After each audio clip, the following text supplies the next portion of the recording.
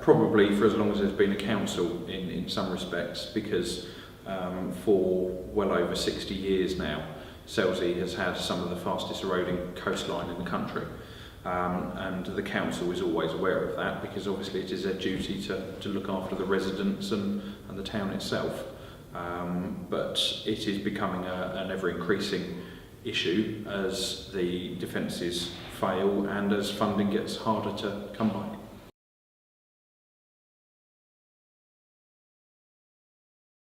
It's a difficult one for the town council, really, because they don't actually have responsibility to maintain the defences themselves. The defences are maintained either by the Environment Agency or the District Council.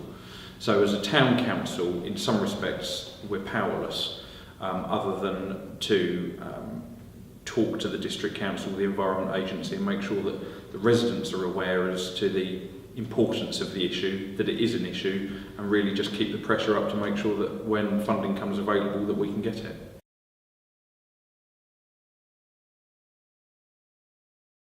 If nothing happened, the current defences have a varying lifespan. There's been some recent works, but ultimately over 100 years, if nothing more was done, then obviously, yes, the defences would probably fail, and we would see a lot more erosion and flooding and over what they class as overtopping of the defences as time goes on.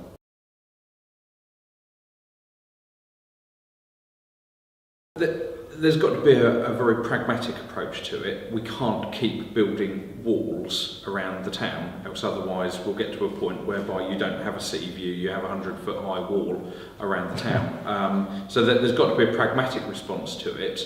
In other areas, they've looked at relocating houses from the coastline back inland. The issue here is there is really nowhere inland that wouldn't be affected if Selsey was at that point whereby we almost had to retrench. So I think realistically it's maintaining what's there at the moment, improving and sustaining the defences.